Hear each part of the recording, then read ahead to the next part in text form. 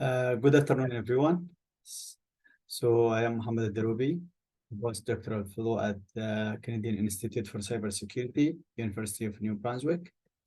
It's my pleasure to welcome you all to the opening webinar of the 2023 Cybersecurity Awareness Month.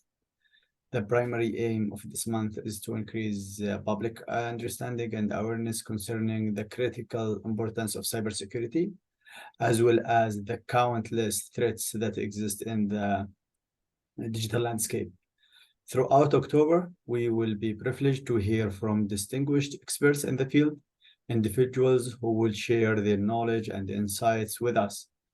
It promises to be an enlightening series that underscore the ever-evolving world of cybersecurity. Today, we start our series with a talk by Dr. Windhya.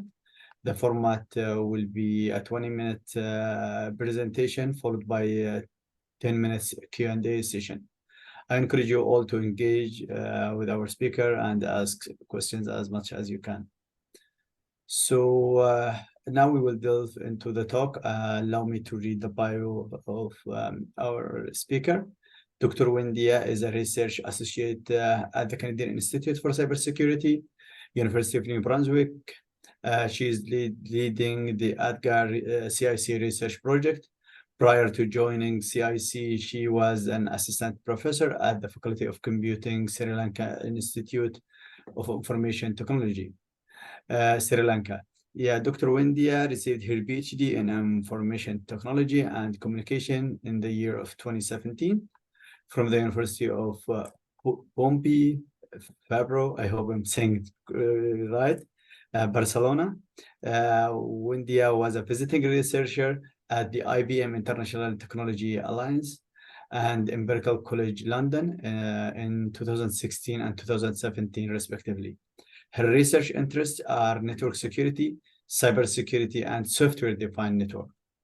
Dr. Windhya has published her research work in numerous journals and conferences, and she is a IEEE senior member. Also, she has served for different international research communities as a reviewer, advisor, and executive committee member. Currently, she serves as the chair of IEEE Women in Engineering New Brunswick section. Thank you, and let's all let Windhya start her talk. So Windhya, the floor is yours. Thank you, Mohammed, for the nice introduction, and good afternoon, everyone. Thank you for joining us with the very first webinar of the webinar series that we are going to conduct for the October Cybersecurity Awareness Month. Let me share my screen before we move into the topic. Hope you can see my screen in the presentation mode. Yes, we can. Great. So as the first webinar of the month for the cybersecurity awareness, I thought of discussing more about your organization as employees or employers of different organizations.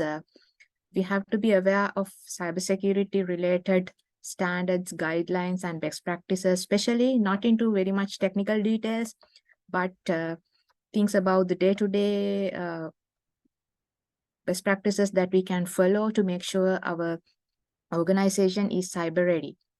So throughout my talk, I will be discussing about main or important cybersecurity standards, guidelines, and frameworks that people usually use in their organizations to safeguard their organizations.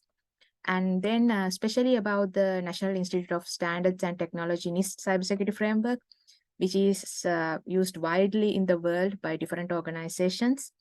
And also a special tool called Cybersecurity Evaluation Tool, which can be used by any organization to assess their cybersecurity practices, cybersecurity measures, so that they can safeguard their organization better. When it comes to cybersecurity standards or cybersecurity frameworks, by definition, it's a collection of guidelines, standards, and best practices which have been designed to carry out risk management, targeting the cybersecurity aspects of the organization. It can be like cybersecurity related to users, your resources, even processes.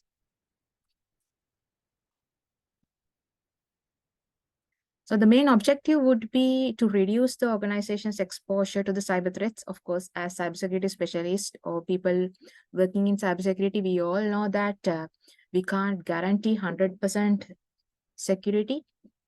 There should be at a certain amount, maybe let's say 99.9 secured, but always there is a small loophole or weakness in your organization's cybersecurity strategies. But the objective is to reduce that weakness or the exposure to cyber threats. How we can do it? By identifying organizations' vulnerabilities, which are the loopholes, which are the weaknesses, and also the threats posed by these weaknesses. It can be in terms of the systems, people, internal people and external people, assets, data, and different capabilities. So when we are going to use a cybersecurity framework, or when we are defining the cybersecurity framework for a specific organization, it can be different from one organization to another organization, especially depending on the organization's business management strategies.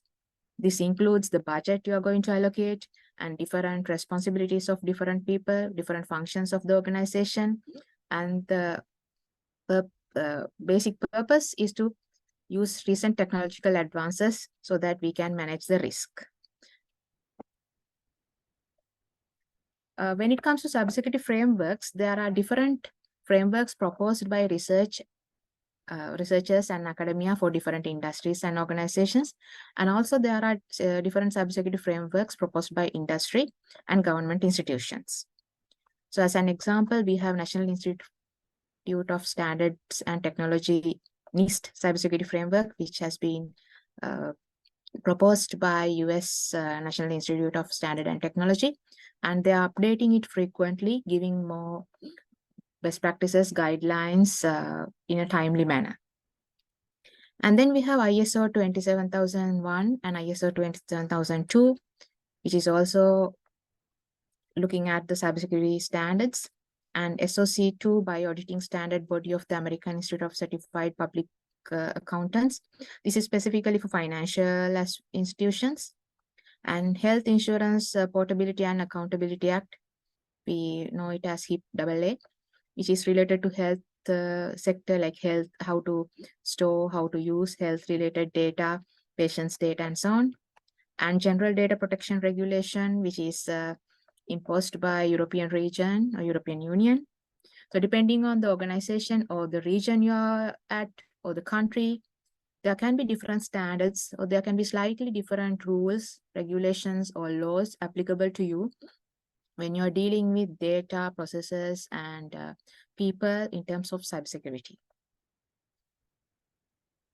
So today I'm going to look at the NIST Cybersecurity Framework because it is widely used in the world. Even though it is proposed by US, it is being used in most of the organizations as the general guideline or general cybersecurity framework. It was the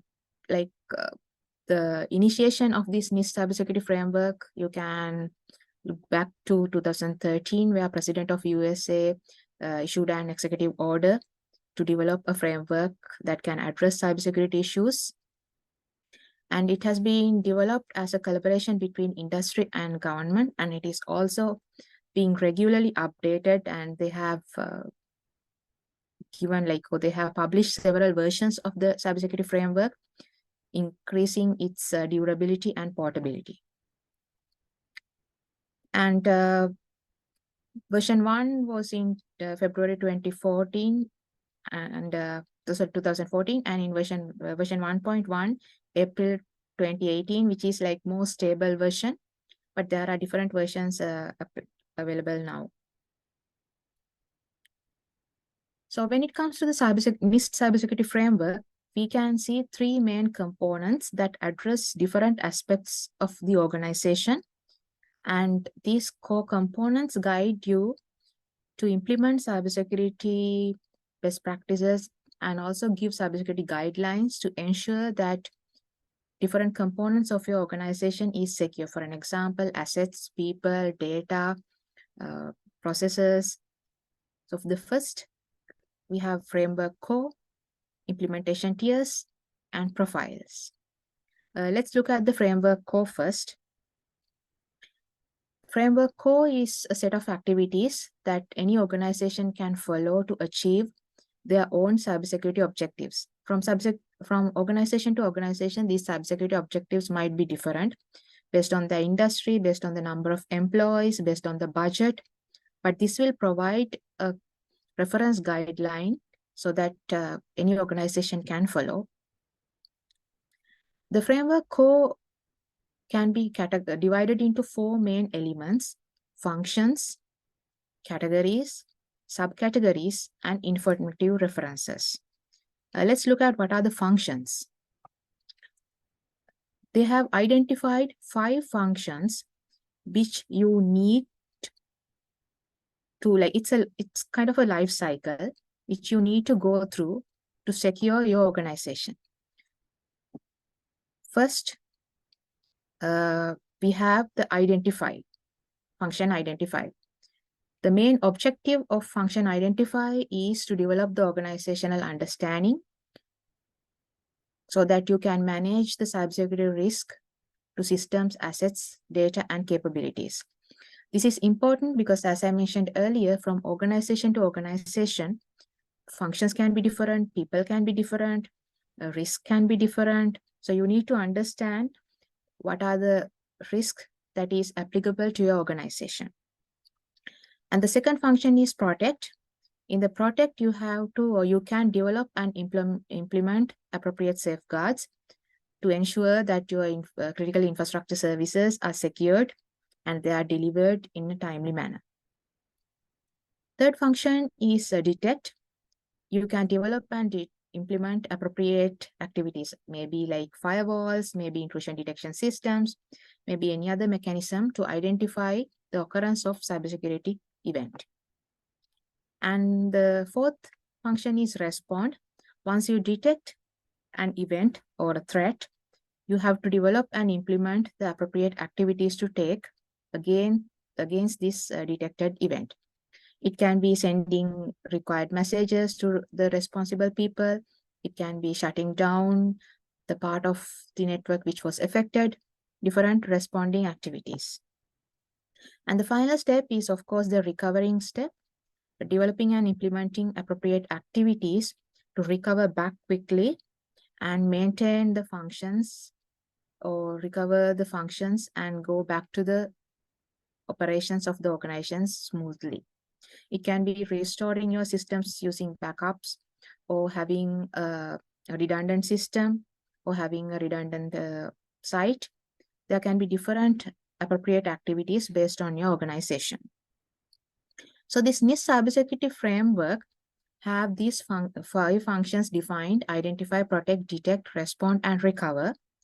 And the next part is the NIST framework itself guide you which parts or which things of the organization falls into each of these categories. So the second element of the framework core is categories. In the identify function, the categories can be asset management. So you can identify the weaknesses or vulnerabilities in terms of asset management. You can identify vulnerabilities and weaknesses in terms of business environment or governance, risk assessment, risk management strategies. So you can use these as reference guides when you're identifying weaknesses of your organization in terms of cybersecurity threats. For the protect function, it can be awareness control and training. It can be data security. It can be protection of information, maintenance, protective technology. So in the protect category, NIST framework guides you with different categories. In the detect function, in detect function, it can be detecting anomalies and events, detecting security, or having continuous monitoring for security, and the detection process. Respond is response planning, communication, analysis, mitigation, and improvements. So according to your organization's functions, you can decide how to respond to a mitigation, how to respond to a improvement process, or how to respond to a communication process. And finally, we have recover. And in the recover, you can look at how you can plan to recover, and you can try to improve your planning. And also you can look at the communication, like when to send the messages to the responsible person, or to the management, or to the users, or to the clients, the communication aspects. And the third and fourth elements of the framework core is subcategories and informative references. This is the useful part according to my understanding, or like my perspective, because this gives you example of different things that you can refer to your organization's aspects. For an example, in identify function, we have a category called business environment. So business environment, you can subcategorize. So they have given the ID as id.be, and you can categorize it id.be 1, 2, 3, 4, 5 likewise. And each subcategory talks about some aspect of business environment. For an example, the first subcategory, the organization's role in the supply chain is identified and communicate. We are talking about the business environment. That is the category in identify. The organization's place in critical infrastructure and its industry sector is identified. So each category in each function is subcategorized, and NIST framework is giving you references for different guidelines, best practices that you can look at to handle this subcategory. So for an example, the organization's role in the supply chain is identified and communicated. To carry out this action, you can look at COBIT 5. COBIT is like well-known standard. You can look at COBIT 5, or you can look at ISO 27001, or you can look at NIST SP 800. So you can look at these guidelines or best practices to carry out the category defined in each category. And I think I have another example. Yes, for the identify, we have another category called asset management. Asset management, like the data, personal devices, different assets. And we can categorize them into, the first one is the subcategory physical devices and systems within the organizations are inventoried. How to do that? How to come up with an inventory? You can follow the reference such as CCS or COBIT 5, ISO or ISA. These are reference guides that you can follow. So the NIST Cybersecurity Framework guide you to follow these references or guidelines which are already available in the industry. And the second main component is the tiers. And it defines to which degree the organization cybersecurity risk management has been implemented at the moment. So it can be vary from tier 1 to tier 4. Tier 1 is the partial implementation. Tier 2 is risk informed. Tier 3 is repeatable. Tier 4 is adaptive. So tier 4 is the highest level that you can go. And it describes the increasing degree of rigorousness and how well the organization has integrated cybersecurity risk management aspects, and to up to which degree the organization shares and cybersecurity information from external parties. So sometimes the small organizations or middle level organizations might be in tier 1 and tier 2, but they can move to tier 4 by improving themselves using the cybersecurity standard and the guidelines provided by NIST.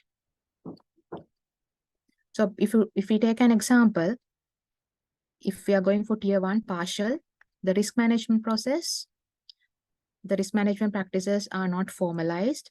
They are reactive. That means if something happens, you activate them, and no external corroborations. And if you are in the tier 2 risk informed, there are approved practices for risk management, but not widely used as policy. If you are in the tier 3, like repeatable, then there are approved policies and they are updated regularly. If you're in the highest level, that is adaptive, there is a continuous improvement to the risk management process and actively shares information internally as well as externally. So there are a lot of activities if you are in tier 4 to make sure your organization is secured. And the last component is profiles. Profile helps you to define or align organization cybersecurity activities within the business requirements. So you can have your current profile, we call it as is state. And also you can have a goal or you can have a target state where you want to improve yourself, maybe from tier 1 to tier 4, or maybe from tier 2 to tier 4, and how you going to improve it. So you have the current state and the target profile, and you can improve your profile using the guidelines and the way that I discussed earlier provided by NIST framework. So generally, the framework is used by organization to review the cybersecurity practices and to establish or improve the cybersecurity programs, because this cybersecurity framework itself gives you different references that you can look at based on your industry, based on the number of people, based on your assets. And it helps you to communicate cybersecurity requirements to stakeholders. And also it gives you an opportunity to revise the existing policy standards, best practices. So with the NIST cybersecurity standard, there is a specific cybersecurity tool that comes or that follows the NIST standard, which helps you to evaluate what is the level of the security in your organization. And it's called Cybersecurity Evaluation Tool, or CSET. It was developed by US Critical Infrastructure and Security Agency, and it provides organization with systematic and repeatable approach so that you can assess the current status of your organization in terms of cybersecurity. And the main thing is it's a free desktop software. Anyone can download it and anyone can install it in your computer and try it out for free. And it provides step-by-step process so that you can evaluate your organization and check how secure your organization is. And also it will provide some improvement recommendations as well. This is the CSET tool, the basic GUI, and you can start a new assessment using this button. And there are 5 steps you have to follow. It will give you a set of standard questions to determine or to get information about the nature of your organization, what is the industry, how many number of employees are there, about your assets, about your data. To get an understanding, it will give you a set of standard questions. And then it will give you another opportunity to decide what level of security you are looking for. And also it will allows you to create diagrams to draw the network diagram, draw the organization's diagram, the hierarchy, employee hierarchy, and so on.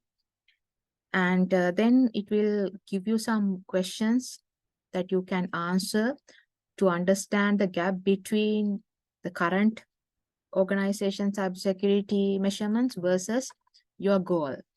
And finally, it will analyze and give you charts and reports.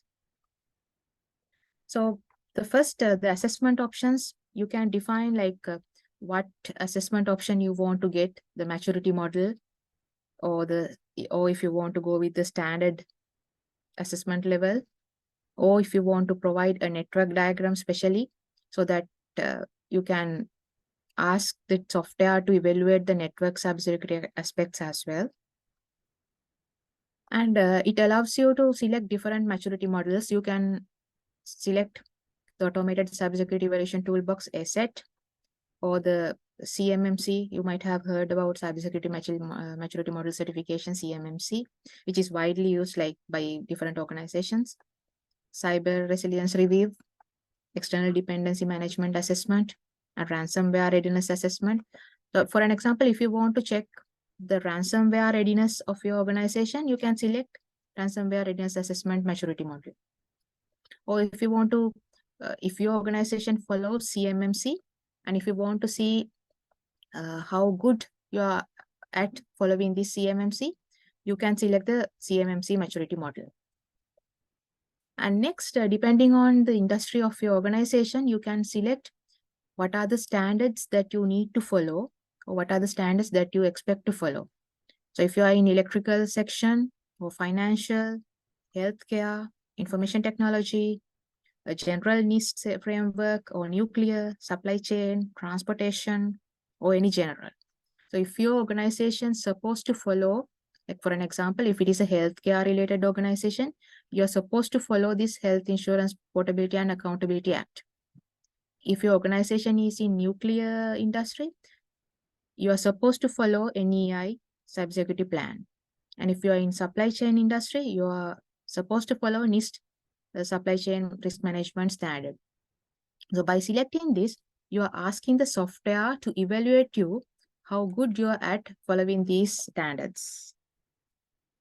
So you can give your network diagram, and you can give a level of security assurance, whether you want to have a high confidentiality or high integrity or high availability, and different environment factors like injuries, hospitalizations, and so on.